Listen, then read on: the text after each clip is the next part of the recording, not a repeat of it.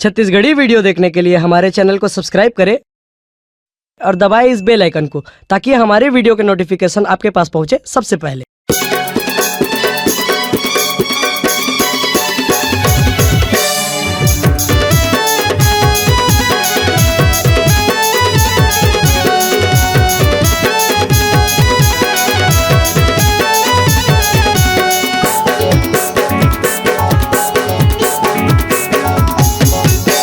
करके माया के वादा झूठ बोले अति ज्यादा, करके माया के वादा झूठ बोले अति ज्यादा।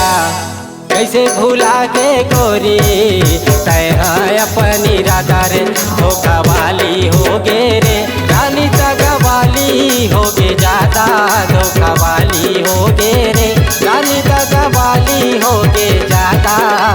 करके माया के वादा झूठ बोले अति ज्यादा, करके माया के वादा झूठ बोले अति ज्यादा।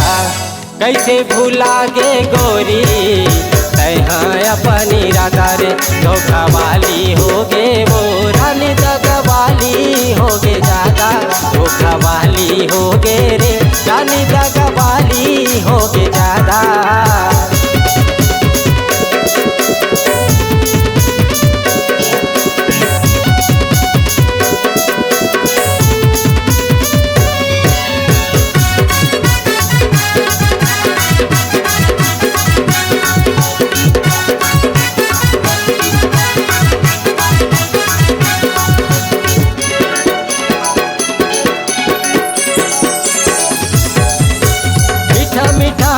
बोली मरानी मोला रे तैहर फसाए, और माया के बन गे दीवाना, धर धर मोला रोआए।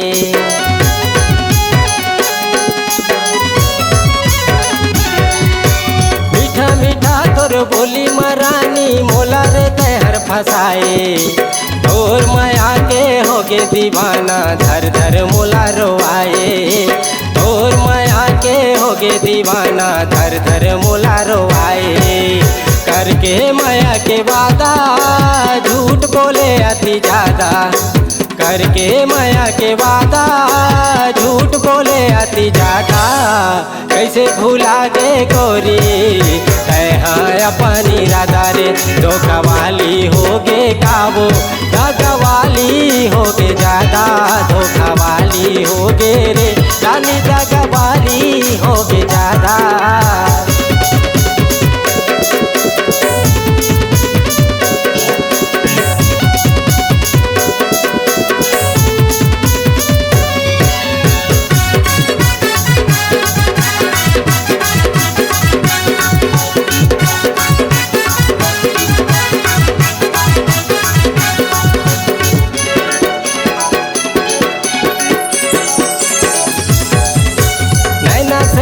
मिला के गोरी मोला रे तैहर फसाए, तोर माया के हो गे दीवाना, पारामा मोला बुलाए।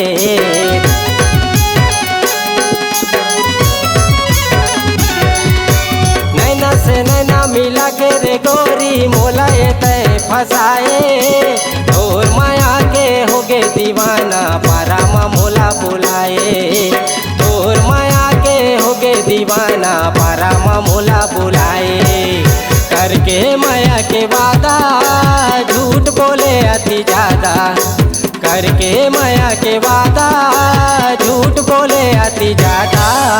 कैसे भूला गे गोरी तैहा अपनी राधा रे, धोखा वाली हो गे काबू, दगा वाली हो गे ज्यादा, धोखा वाली हो गे रे रानी, दगा वाली हो गे ज्यादा, धोखा वाली हो गे वो गोरी, दगा वाली हो गे ज्यादा, धोखा वाली हो गे रे रानी, दगा वाली हो गे ज्यादा।